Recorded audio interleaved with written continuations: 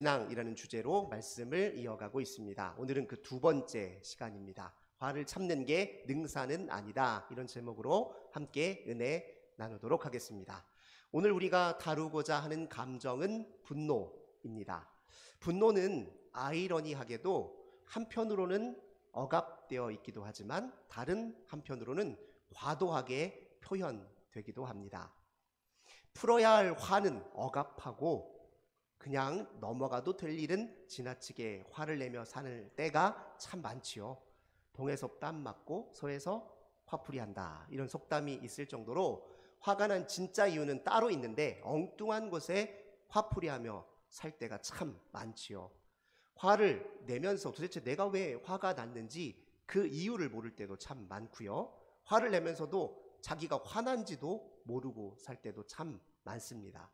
이 분노라는 감정은요, 억압하기 참 쉽지 않은 감정입니다.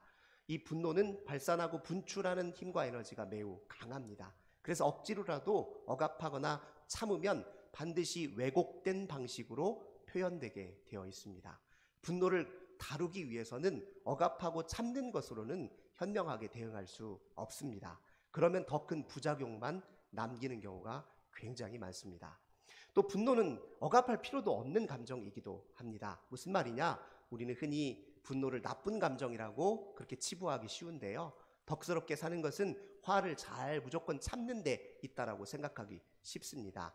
그러나 분노 그 자체는 나쁜 감정이 아닙니다. 다 하나님께서 우리에게 필요하기 때문에 허락한 감정이지요. 한번 생각해 보십시오. 성경에서 분노하지 말라라는 말씀이 있던가요?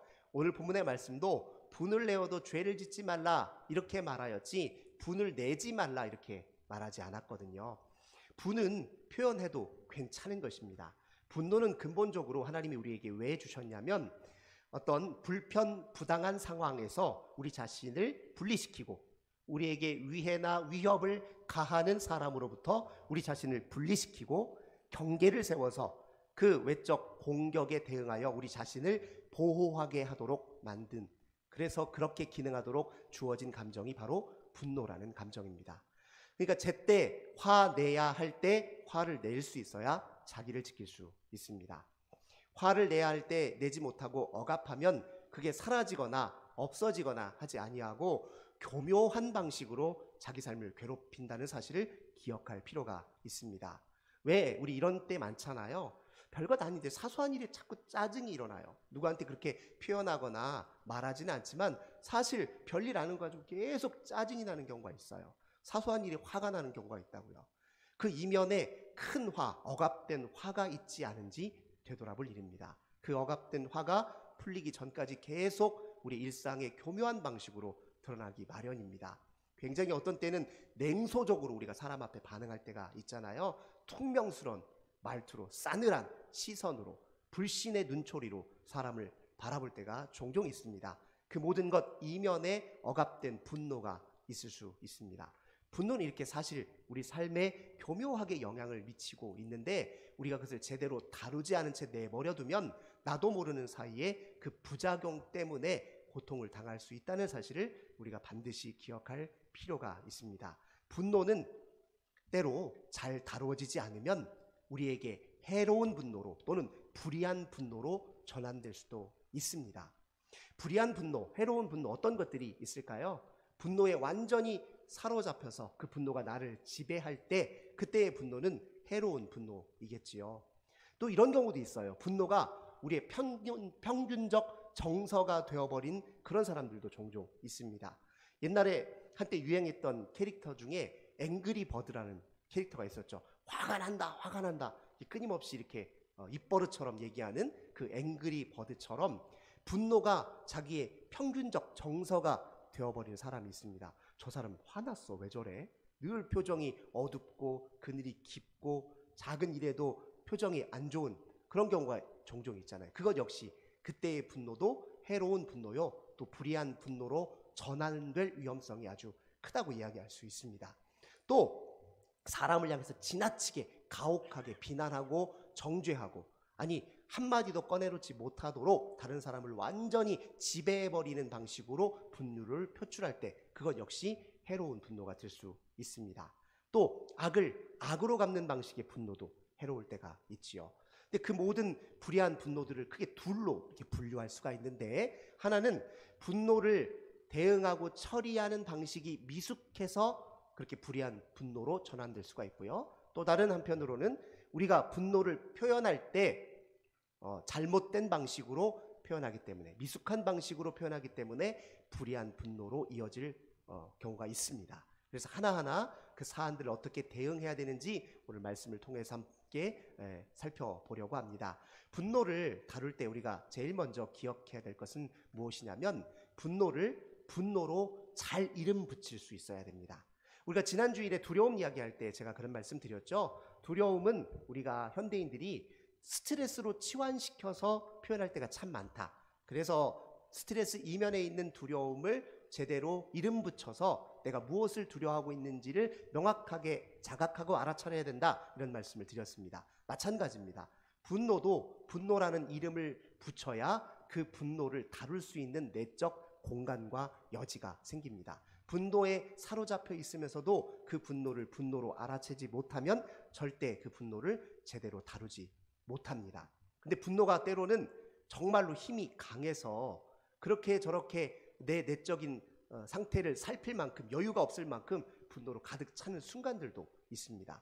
그래서 이제 필요한 것들이 무엇이냐면, 우리가 심호흡을 통해서 분노를 좀 가라앉히는 일도 좋은 대응 방법 중에 하나입니다.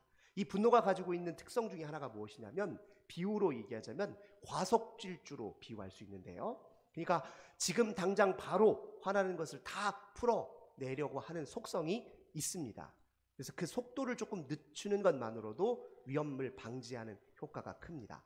어린 때요, 어린 시절부터 우리 신앙의 선배님들, 권사님들 보면요, 제가 이렇게 보면 자주 하는 게 있는데 뭐냐면, 한숨을 푹 내쉬면서 주여, 이런 소리 자주 들어보셨죠? 우리 권사님들 중에 이렇게 표현 자주 쓰시는 분도 있을 텐데요. 이게 때로요, 좋은 방책이 될 때가 있습니다. 왜 그렇게 한숨 쉬면서 주여 하는지 나중에 이제 알게 됐어요. 화나는 일이 생기면 그것으로 화를 푸는 거예요. 주여 하면서. 사실은 그걸로 풀릴 일은 없지만 적어도 속도를 늦출 수 있습니다.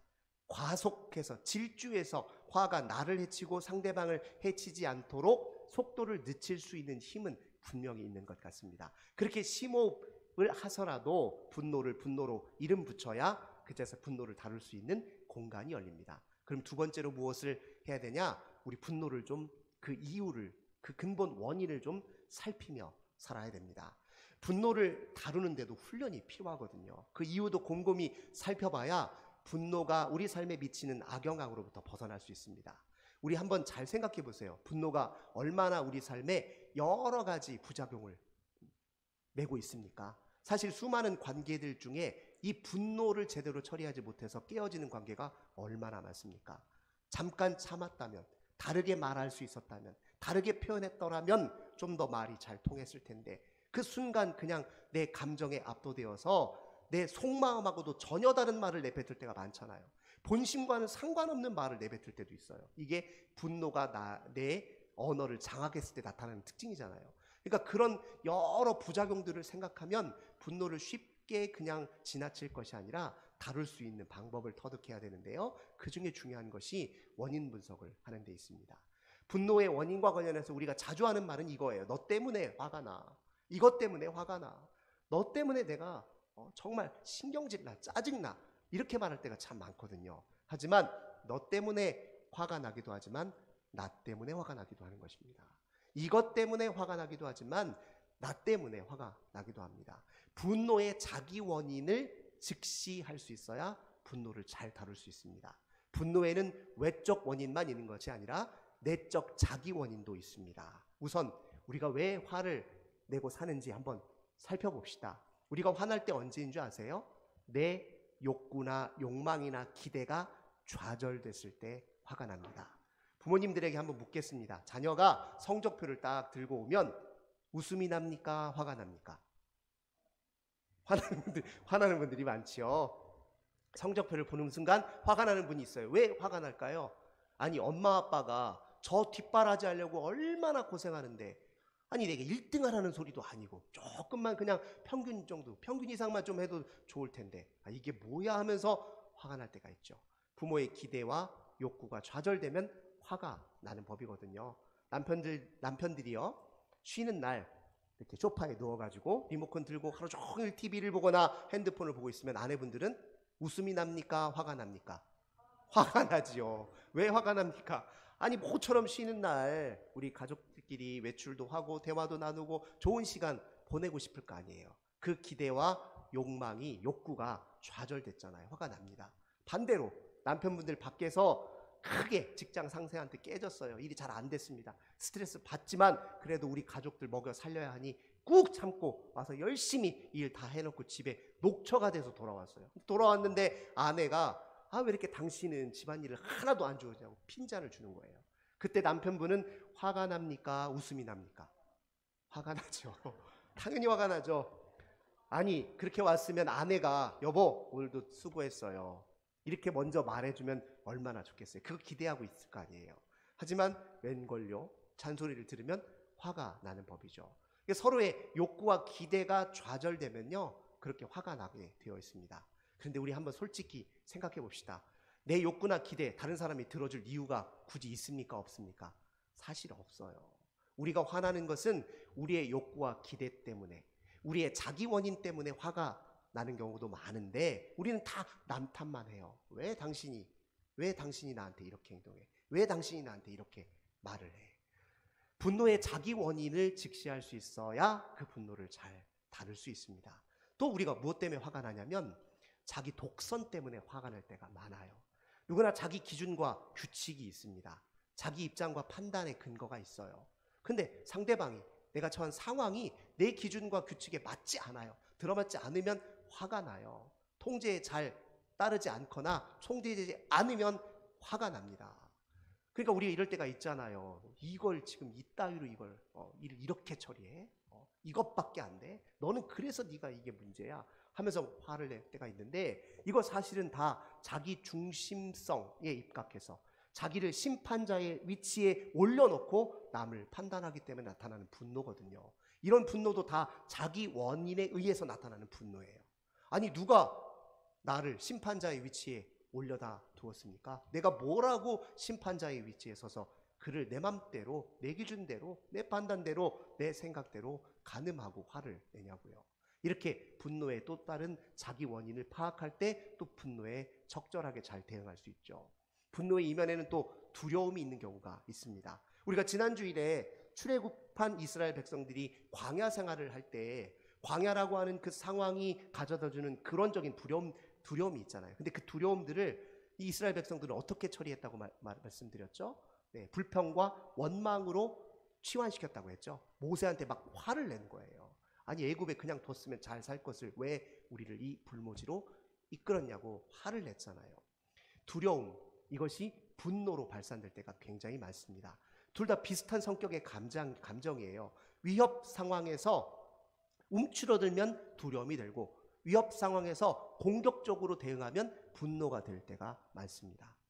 내 길 잘 이렇게 운전 잘하고 가고 있었어요. 나 내 차선 따라서 잘 가고 있었어요. 근데 갑자기 옆 차선에서 차가 훅 끼어들어서 내 앞을 갑자기 들어온다고 생각해 보세요. 그럼 흠칫 놀라면서 두려운 마음도 들지만 그 다음에는 어떻게 되죠? 화가 막 머리끝까지 치밀어 오르죠. 운전을 왜 저 따위로 해? 하면서 남성들 같은 경우에는 욕설이 나올 수도 있겠죠. 그것이 바로 두려움과 분노의 결합된 형태입니다.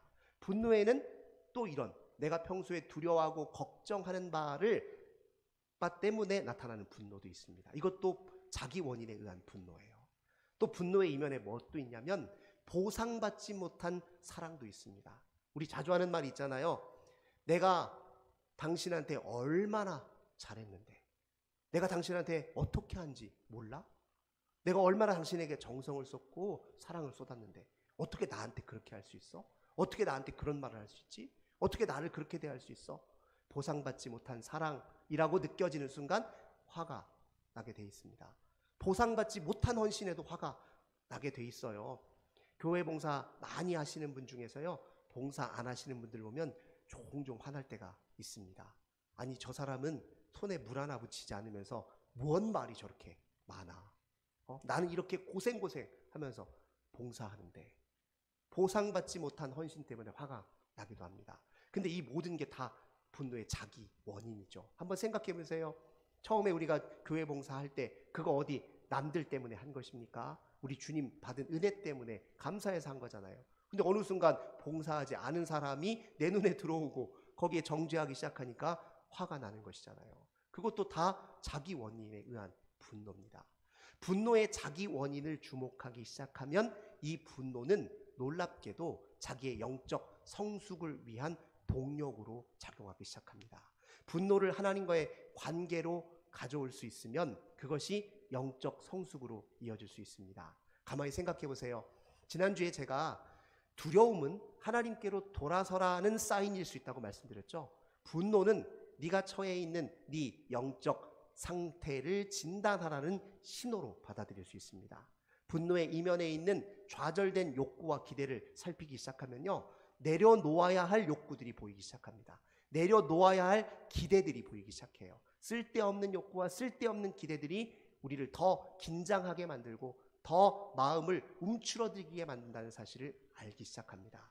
그 모든 것들을 내려놓기 시작하면 의외로 마음이 편해질 수 있는 것이죠.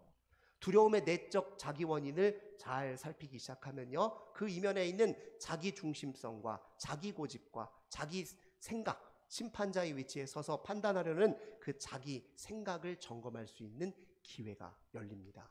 그러면 그 모든 것들로부터 하나님의 지혜로운 소리를 들을 수 있는 당연히 기회가 새로 열리게 되어 있죠. 분노로 작업하기 시작하면 분노로 성숙에 이를 수 있는 것입니다.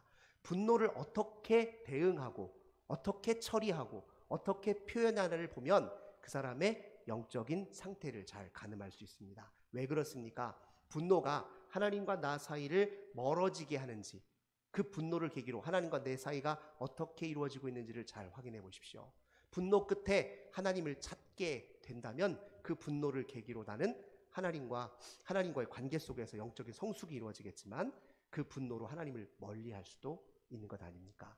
그게 우리의 분노를 다루는 중요한 원칙 중에 하나입니다. 분노를 표현할 때 불의한 분노로 전환되기 쉬울 때가 언제냐면 지나치게 상대방에게 말할 기회를 주지 않는 경우입니다. 우리가 그럴 때도 있죠. 악한 의도를 가지고 거짓을 내뱉는 사람들의 입은 틀어막을 필요가 있습니다. 그때는 괜찮아요.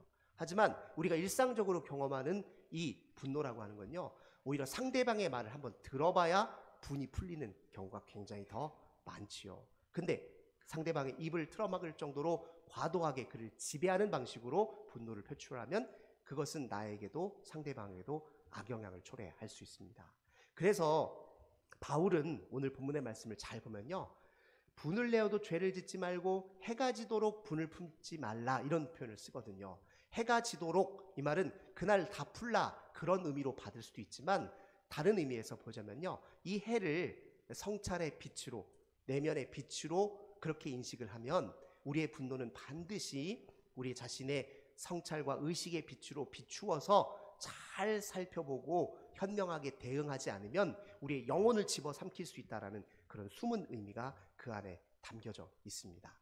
그래서 그 분노로 그렇게 작업할 줄 아는 사람들이 자기 자신도 지키고 상대방도 지킬 수 있는 지혜가 열리는 법입니다. 분노를 표출하는 과정에서 또 불의한 분노가 있습니다. 이게 무엇이냐면, 우리 흔히 이럴 때 있잖아요. 누구와 낮에 크게 다툼이 있거나 오해가 생겨가지고 막 이렇게 안 좋은 소리가 오갔어요. 밤이 되니까 막 이게 화가 더 돋궈지는 거예요. 부정적인 생각이 막 덧붙는 겁니다. 어떻게 나한테 그럴 수 있어? 나를 무시하나? 지가 뭔데? 하면서 온갖 억측과 부정적인 생각을 더 덧붙여서 화를 돋우는 그런 일을 흔히 하기 쉽습니다. 부정적인 생각이 내 화를 계속 돋구어요. 그것 역시 바울의 비유를 통해서 말하자면요, 해가 지도록 분을 품지 말라, 그 다음에 마귀에게 틈을 주지 말라, 그런 표현을 쓰거든요. 우리의 화가 부정적인 생각과 억측과 추측을 만나기 시작하면 그 화는 무기가 될 수 있고 자기를 해치는 무기로 돌변할 수 있습니다.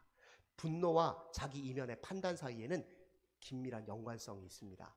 제가 흔히 자주 하는 비유인데요, 길을 이렇게 지나가고 있었어요. 성도님들 교회에 딱 오셨어요. 복도에서 아무개 권사님을 만났어요. 딱 만났는데 아무개 권사님이 쓱 나를 이렇게 외면하는 듯이 얼굴을 탁 돌려요. 그때 그 순간에 무슨 생각이 드세요? 이 사람 봐라, 나 무시하나? 나한테 뭐 화났어? 왜 나한테 이렇게 돼? 라고 이렇게 생각이 들면 화가 납니까 안 납니까? 화가 나지요. 근데 진실은 어디에 있었냐면 그 권사님이 마음속에 지금 막 해야 될 일 때문에 막 골똘하게 뭘 생각하다가 앞에 누가 있는지 없는지 잘 못 봤어요. 자기 마음속에 생각에 이렇게 붙잡혀 있어서 상대방을 잘 인식을 못해서 고개를 돌린 것뿐인데 나는 내 맘대로 억측하고 추측해서 화를 내버린 거예요. 그럼 그런 경우가 정말 비일비재하게 많습니다. 사실 알고 보면 화낼 일이 아닌데 내가 억측해서 추측해서 화를 내는 것도 굉장히 많거든요. 그때가 바로 마귀가 틈을 타는 때다. 바울은 그렇게 지금 비유로 말하고 있습니다. 사실 우리의 생각을 다 점검해 보면요, 진실과 거짓이 반쯤 다 섞여 있어요. 근데 항상 문제가 되는 건 거짓이에요. 이 거짓된 생각, 과장된 생각, 억측들이 우리의 감정을 더 확산시키는 겁니다. 감정은, 분노는 키울 게 아니라 달래야 되잖아요. 그를 위해서 우리가 해야 될 중요한 방법 중에 하나는 분노를 소재로 하나님께 기도하는 법을 우리가 터득해야 됩니다. 분노를 소재로 기도하는 게 가능합니다. 시편의 대다수는, 다윗의 고백의 대다수는 제가 여러 차례 반복하지만 다 분노를 소재로 한 기도입니다. 분노의 가장 깊은 이면에는 불신앙적인 요소가 자리 잡고 있는데 그것은 하나님께 대한 근본적인 의문을 던지는 거예요. 하나님, 이 세상이 정말 공정합니까? 공평합니까? 왜 세상은 이렇게 억울한 일 투성이고 왜 세상은 나를 향해서 호의적이지 않죠? 제가 주님 앞에 도대체 무슨 잘못을 저질렀길래 왜 세상은 나에게 이렇게 혹독합니까? 하나님, 너무 불공평하십니다. 왜 저 사람은 저가 뭐가 잘나서 저렇게 하는 일마다 다 잘 되고 저 사람은 왜 이렇게 형통하는데 왜 내 인생은 이 모양 이 꼴입니까?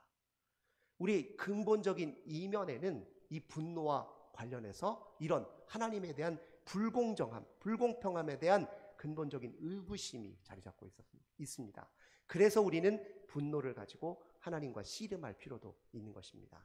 그 씨름을 잘 하는 사람들에게 나타나는 두 가지 특징이 있는데요. 첫 번째로는 이상하게 그렇게 화가 난 사람인데 다른 한편으로 생각하니 불쌍하기도 해요. 불쌍한 마음도 듭니다. 이게 분노를 소재로 하나님께 기도할 때 나타나는 첫 번째 특징입니다. 두 번째 특징이 무엇인 줄 아십니까? 하나님께서 나를 정말 오래 참으셨구나, 하나님 나를 용서하셨구나 라고 하는 이런 회개의 깨달음이 같이 오게 되어 있습니다. 한번 생각해 보십시오.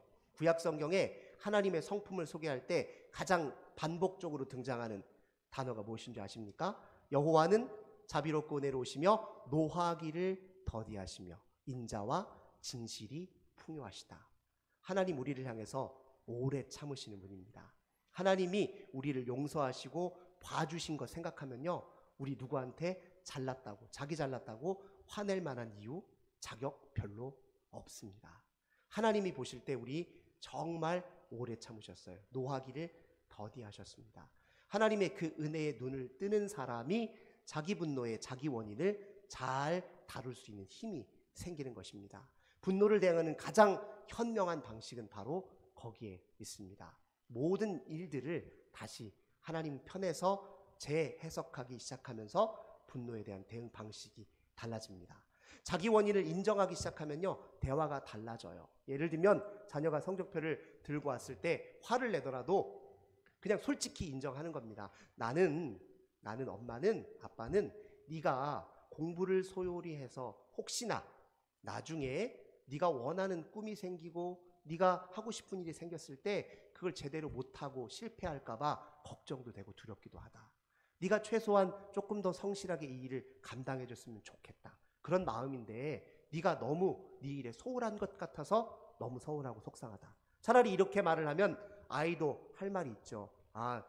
사실은 나도 열심히 노력해보고 싶은데 이런 것 때문에 잘 안 돼서 그러는데 엄마 좀 기다려주세요. 아빠 좀 기다려주세요. 뭔가 대응할 수 있는 대화가 오고 가는 것 아니겠습니까? 사실 우리의 모든 분노를 처리하는 방식에서요, 말하는 방식 때문에 그 분노가 오히려 무기가 되는 경우가 굉장히 많습니다. 근데 그것이 가능해지려면 분노의 자기 원인을 잘 다루고 분노를 부드럽게 대응하는 훈련이 되어 있어야 그게 가능한 일입니다. 이 분노를 하나님과 나 사이의 영적 성장의 계기로 삼는 일에 한번 힘써 보십시오. 분노가 일어날 때마다 기회가 왔구나 이렇게 생각하시는 것도 좋습니다. 사실 우리의 내면의 문제들, 이 모든 문제들을 가장 극명하게 잘 보여주는 것이 분노이기도 합니다. 화나는 일들만 싹 다 적어서 조사해 보더라도요, 내 내면에서 내가 극복해야 될 우선적인 과제가 무엇인지 반드시 보이게 되어 있습니다. 분노의 문제만 잘 처리하더라도 사람은 훨씬 한층 더 성숙해지고 또 많은 사람의 관계 속에서 훨씬 큰 기쁨과 행복을 누릴 수 있습니다. 사랑하는 성도 여러분, 하나님께서 우리에게 자꾸 분노할 일을 만드시면 그것은 뒤집어 보면 우리가 극복해야 될 내적 과제가 있다는 신호일 수 있습니다. 우리에게 주어지는 모든 일들은요, 그냥 주어지는 것이 아니라 하나님과의 관계 속에서 보면 겪어야 할 일이고 넘어서야 할 일이기 때문에 우리에게 주어지는 일일 수 있습니다. 그걸 분별할 줄 알아야 진짜 우리에게 벌어지는 모든 일들로 하나님과 함께 신앙으로 이겨낼 수 있습니다. 사랑하는 성도 여러분, 분노를 동력 삼아서 하나님 앞에 한층 더 성숙해지길 기원합니다. 예수님이 그렇게 사셨어요. 예수님은 분노를 개인적 화풀이에 쓰는 것이 아니라 자기 혁신과 사회 혁신의 동력으로 삼으셨습니다. 예수님의 성전 정화 사건을 한번 살펴보십시오. 네. 만민이 기도하는 하나님의 집을 강도의 구열로 바꿔버린 타락한 유대 종교 지도자를 향해서 예수님이 분노하셨습니다. 상을 다 뒤집어 엎으셨고 장사하는 사람을 쫓으셨습니다. 근데 그분의 분노의 이면에 무엇이 있었습니까? 지극히 작은 자 한 사람이 이 타락한 유대 종교 지도자들 때문에 얼마나 착취당하고 고통을 많이 겪었습니까? 그 수많은 착취와 고통에 대한 공감이 있었고요, 하나님 나라의 정의에 대한 열망이 있었습니다. 그것이 거룩한 분노로 나타냈고, 그 분노를 개인적 화풀이에 쓰신 것이 아니라 유대교를 개혁하는 데 사용하셨습니다. 오늘 이 시대에 우리도 우리 마음 깊은 곳에 이 사회의 불공정과 불공평과 부정의함 때문에 쌓여있는 분노들이 있습니다. 그 모든 것들을 바르게 해소하는 방식은 우리가 먼저 말씀 앞에 정직하고 진리 앞에 바로 서는 일이요, 동시에 이 세상의 부정의한 것들에 대해서 아니요 라고 말할 수 있어야 됩니다. 우리 교회들은 이 세상을 향해 예언자적 목소리를 뱉어야 하는 사람입니다. 부정의한 것들을 바로잡아라고, 아닌 것들에 대해서 아니요라고 당당하게 말할 수 있어야 됩니다. 우리가 진짜 화를 내야 될 것은 우리 안에 있는 죄요, 여전히 회개하지 않고 머물러 있는 나의 미숙한 상태에 대해서 화를 내야 되고, 이 세상에 여전히 진리 앞에 거짓을 임삼고 악을 횡행하면서도 당당한 사람들에게 화를 내야 되는 겁니다. 우리가 화풀이해야 될 대상을 바로 그들이고, 화를 가지고 변화시켜야 될 대상이 바로 거기에 있습니다. 사랑하는 성도 여러분, 우리에게 주어진 분노를 사람을 공격하는 무기로 삼을 것이 아니라 나를 바꾸고 세상을 바꾸는 힘으로 그렇게 달리 받아들이시고 표현하시는 저 우리 모든 성도인들 되시길 주님의 이름으로 간절히 기원합니다. 참 좋으신 주님 감사합니다. 사실 화나는 일 참 많습니다, 주님. 하지만 그 모든 화를 그저 아무렇게나 푸는데 사용하는 것이 아니라 그것을 계기로 우리 자신도 한번 살펴보고 우리의 삶도 되돌아보고, 무엇보다 주님과 나 사이의 관계도 근본적으로 되돌아보게 하옵소서. 분노를 계기로 나를 변화시키고 세상을 바꾸는 그런 하나님의 사인과 신호로 받게 하여 주옵소서. 주 예수님의 이름으로 간절히 기도하옵나이다. 아멘.